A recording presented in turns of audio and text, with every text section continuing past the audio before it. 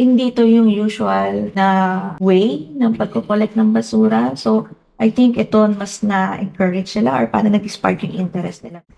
Ito kasing SAB kasi, ito yung makakatulong sa amin para mapaintindi sa mga empleyado na may patutunguhan yung ano, yung waste. Ito yung best example na pwede namin ipakita sa kanila na may patutunguhan yung mga basura na kinokolekta namin. Kagandahan with your store, you provide the technology, you provide the system, and kayo na rin mismo kasi yung magre-recycle. So, mas madali para sa mga companies like us na parang you're the go-to, parang all-in-one.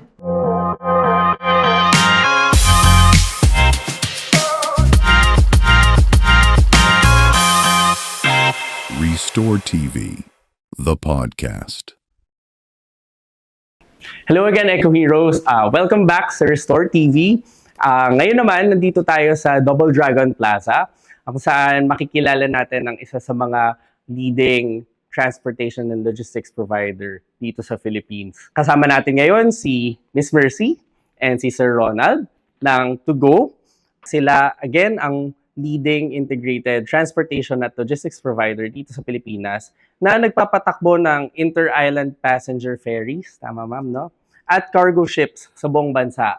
Miss Mercy, Sir Ronald, good morning po. Good morning. Yes. Okay, ma'am, sir, para po siguro mas makilala tayo ng aming mga Eco Heroes, no? Baka pwede po tayong magpakilala ulit. Ano po yung role natin sa To Go? I'm Mercy Grace Junicio, Sustainability Officer of To Go Group. Ako naman si Ronald Sarilian, ako yung EHS Manager, Focus on Environment. Okay. Sige po. Mukhang malaki po ang ano natin, no? Role natin sa To Go. Kada malaking company po ang To Go at kayo po ang isa sa mga tumitingin at nag-e-ensure na sustainable ang pamamalakad ng To Go. So, siguro po simulan natin. Gusto po kasi natin malaman kung ano ngayon ang takbo ng industry when it comes to the circular economy. Gusto nating makita kung paano ngayon gumagalaw ang mga kumpanya tulad ng To Go para ma-ensure natin na one day waste-free ang Pilipinas, no? So gusto ko po sumulan, Miss Mercy, sa To Go po ba, paano natin nakikita or binabalanse ang sustainability, mga sustainable practices, at i-ensure pa rin yung success ng company? So, at To Go, mayroong mga different initiatives na ginagawa to ensure that the impacts of the company are reduced or minimized at the same time through by improving operational efficiency. So, for example, meron kaming mga technologies na ginagamit like the RI, which is a delivery optimization tool. By using that, nare-reduce yung mga unwanted miles. So, nare-reduce yung fuel consumption, nare-reduce din yung emissions. And then, in the operations, they're using RF, radio frequency, RF scanner. So, yung RF scanner, it makes work easier kasi, and more accurate. Pero at the same time, nagiging paperless na yung operations. And there were also trainings na provide sa mga drivers, yung driving training, wherein dapat yung mga trucks na at a certain speed na fuel efficient, at the same time, less emissions. So we're also using technologies like mga motion sensor lighting. We have warehouse in Alisco. They're using motion sensor lighting technology. It can reduce electricity by 30 to 40%. We have warehouses that uses renewable energy through solar installations. Meron din kami mga electric vehicles, electric forklifts, and just last year, they launched the first batch of electric trucks. So it's really about minimizing environmental impact while pursuing operational efficiency and giving high amount of standards of service to the customers. I see. So, ang dami niyo pong na-mention na examples. Mukhang marami talagang... Nasa website namin yung mga Yes, okay. initiatives. So, mamaya siguro invite din natin yung mga viewers natin, no? Mukhang marami talagang aspeto ng sustainability na kailangan tignan ng mga companies. Hindi lang siya about energy. Meron kang na-mention, ma'am, about emissions, no? Dahil logistics provider ang To Go, I think very relevant din po ang solid waste, particularly do sa mga mga parcels and pouches natin. So, Sir Ronald, gusto ko naman po itanong dahil very relevant po sa inyo ito, no? Ano po yung nakikita nating takbo or kung may insight lang po kayo dun sa implementation ng Extended Producers Responsibility Act kung saan nakatingin siya dun sa mga plastic packaging, no? Tsaka kung paano po ngayon nagko-comply si To Go. Mhm. Ngayon kasi, sa mga empleyado kasi ang ginagawa kasi namin, we will ensure na lahat ng mga nagagamit namin or napo-produce na need to go na mga plastic waste ay namo-monitor namin. Kasi kailangan natin siya, ma-measure kung gaano kadami ang na-produce natin. Kung hindi man siya na-produce, marami tayong nagamit from other producers. So, just like dun sa mga para maging relevant siya doon sa solid waste management, ang participation ng mga empleyado natin, in-encourage natin sila na magdala ng mga waste para makatulong naman doon sa mga compliance ng EPR. I see. So, We kumbaga, also sige ma'am. partnered with mga companies who collects and divert Mm, plastic. So, like, we partnered with SM Gun. So, sila yung nagko-collect. At, kasi diba ang EPR may required amount of plastics to be Yes, ma'am. collected. Year on year, naging. So, on behalf of the company, sila yung nagko-collect. And then, actually, yung previous years, parang waste to energy. So, yung collected on behalf of the Go were turned into energy, co-processing. So, this year, we're partnered with SM Bull. Yung iba, parang, I think they're going to turn it as sacks or turn it into other usable items. I see. So, ayun. So, nare-recycle siya, yung Opo. mga for EPR compliance. I see. So, ano po, I think ang maganda ko pong nakuha dito, no? Kasi, syempre, merong, corporate action, no, in compliance with the law. Yun nga po, yung pakikipag-partner sa iba pang companies para ma-secure natin, no, yung responsibility natin do sa plastic packaging. Pero yung maganda ko pong narinig, lalo kay Sir Ronald, na pati yung empleyado ng To Go ay hinihikayat natin na mag-participate at tumulong para makatulong doon sa compliance natin sa EPR, no? So, sir, siguro kung pwede lang natin i-expound pa, kumusta po yung participation ng mga empleyado ngayon when it comes specifically to the plastic collections, ganyan, doon sa initiatives natin na na-mention mo? Way back 3 years ago, wala talaga silang idea kung ano ba yung although alam naman ng lahat na may RA 9003, pero yung practice ng solid waste management, kulang sila doon sa awareness. Nung pumasok yung grupo ng sustainability tsaka yung EHS, nagkaroon kami ng chance na magbigay sa kanila ng awareness para magkaroon sila ng idea kung paano ba talaga i-dispose yung yung mga waste na nakolekta ng operations natin. At hindi lang siya pang operations, pwede nila i-extend sa bahay nila. So, that time kasi okay lang sa kanila na magtapon. Namamanage naman yung tapon, pero ang nagkaroon ng change doon sa practice nila is nagkaroon tayo ng segregation na maganda. Although last year, in-implement namin yung segregation program namin. Pero challenging pa rin yung result. So, maraming mga opportunities to improve there.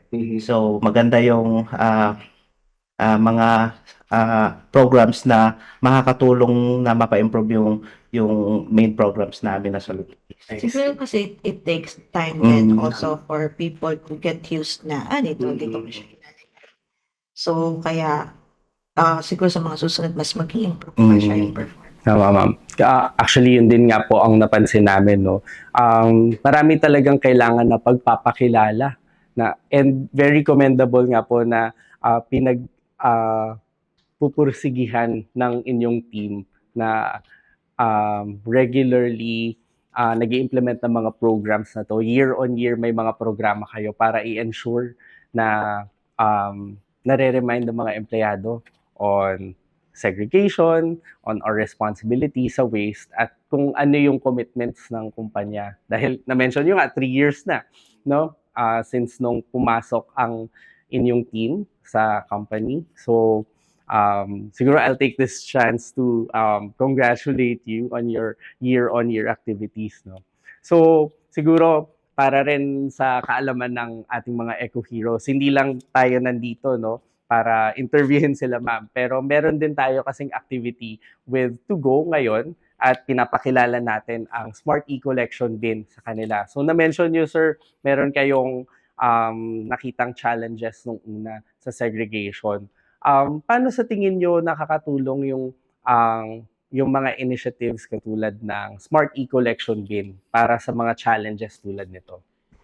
Ito kasing SAB kasi, ito yung makakatulong sa amin para mapaintindi sa mga empleyado na may patutunguhan yung ano, yung waste. Kasi dati naman, sinasabi lang namin, okay, mag-segregate tayo. Pero ang question kasi doon ng mga tao is, magkahalo naman yan pagdating sa collection. At hindi namin alam kung saan pupunta. So, ito yung best example na pwede namin ipakita sa kanila na may patutunguhan yung mga basura na kinakolektan namin. Opo. Nice. Maganda. Salamat po doon sa ano, no, doon sa comment na 'yon. Ano po ba siguro ano po yung nakikita natin na best result sana nitong ating activity na to with you? Siguro yung best result, well, best kung madami talaga mag-participate. Ang end goal would be, kasi ang goal naman natin is to promote circularity. Nagsimula nga kami sa waste segregation. So what's next? Nalulungkot ni Ronald yung mga nag-ask. Baka naman iwalay natin later on pagsasama-sama pag na-collect ng truck yan. So yun yung ano talaga pero kailangan mong i-explain sa kanila na kahit sama-sama yan, pero nasa separate, separate yan na garbage bag. At the same time, mas napapadali yung recycling dahil nakahiwa-hiwalay na siya. I think with the SPB, dahil focus lang siya sa mga plastic sachets, so mas madali siyang i-recycle. At the same time, since tech-enabled siya, alam naman natin like mga Gen Zs, millennials, parang hindi to yung usual na way ng pagko-collect ng basura. So, I think ito mas na-encourage sila or parang nag-spark yung interest nila because ano siya very catchy, diba? So, yeah, nakatulong to para mas ma-spark yung interest nila, yung culture ba, later on, parang natural na lang sa kanila na separate ng mga plastics kasi ito i-recycle. Yun yung gusto natin ma-form. Parang we want to raise champions. Ang ganda ng sinabi niyo, ma'am. We want to raise champions. And we're hoping na yung mga initiatives na nilo-launch ni Ma'am No will spark that interest para sila mismo ang mag-lead, ang mag-champion ng initiative. Siguro, ma'am, ask ko na lang din po,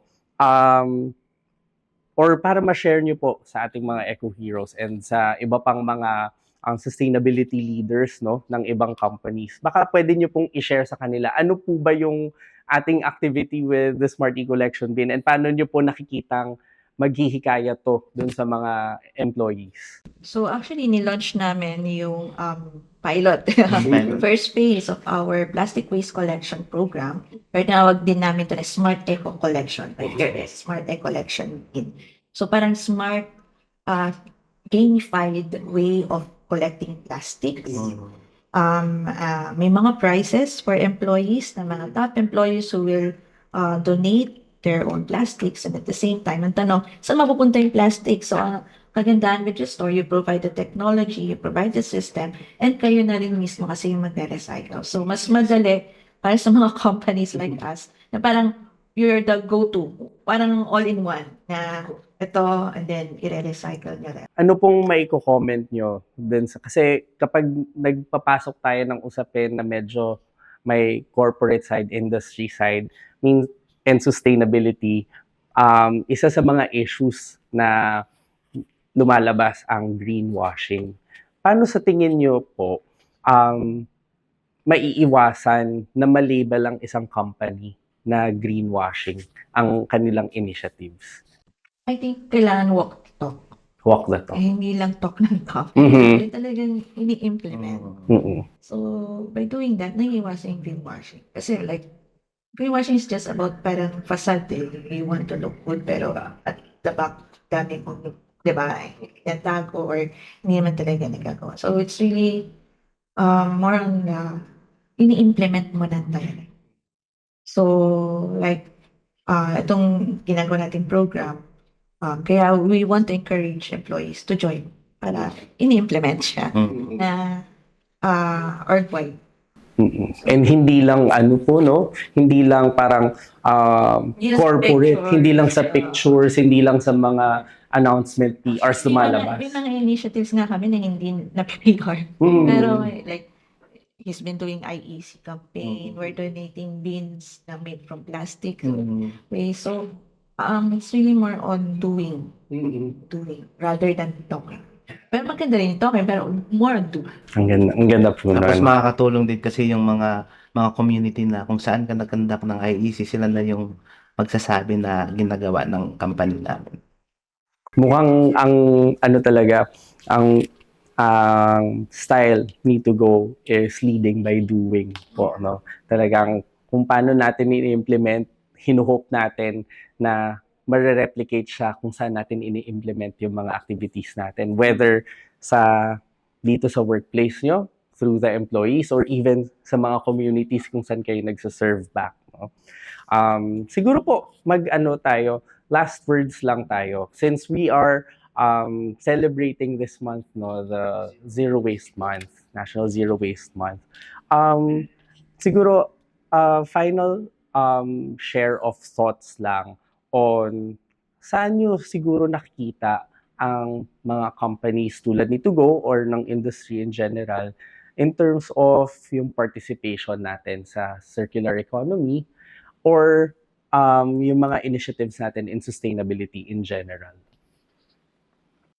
Ako muna.